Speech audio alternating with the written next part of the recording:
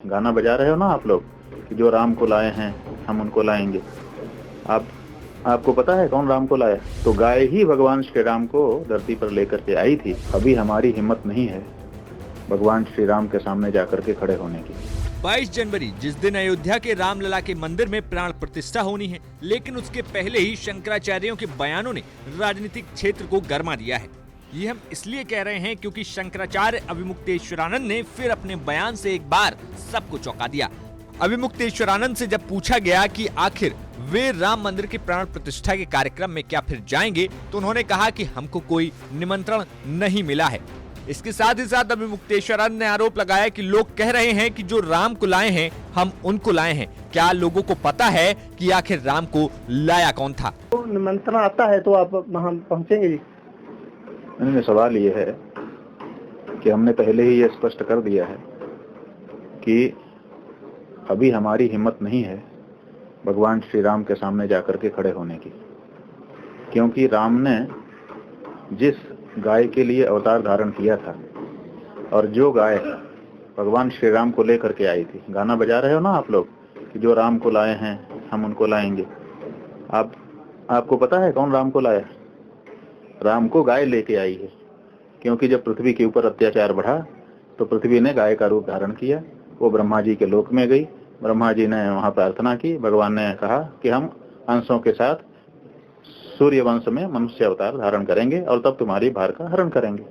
तो गाय ही भगवान श्री राम को धरती पर लेकर के आई थी, तो उस गाय को काटा जा रहा है और हम राम की प्रतिष्ठा करके उनके सामने खड़े हो जाएंगे, तो हमको ये ठीक नहीं लगता है। हमको लगता है कि ये ठीक नहीं होगा, इसलिए हमने कहा है कि जब गौ हत्या बंद हो जाएगी देश में तब हम भगवान श्री राम का दर्शन करने जाएंगे। शंकराचार्य अविमुक्तेश्वरानंद इतने पर ही नहीं रुके।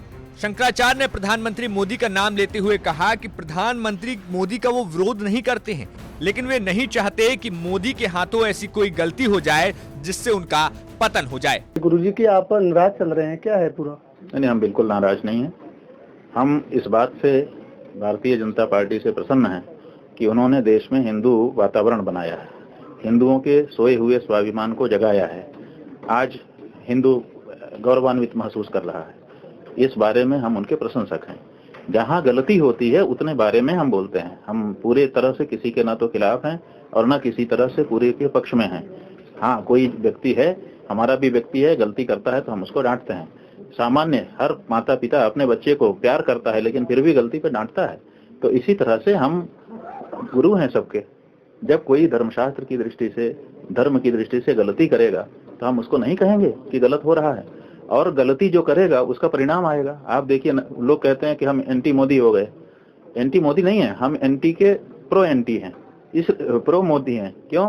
क्योंकि हम नहीं चाहते कि मोदी कोई ऐसी धर्मशास्त्र की गलती करें कि उसके पाप के परिणाम स्वरूप उनका पतन हो जाए।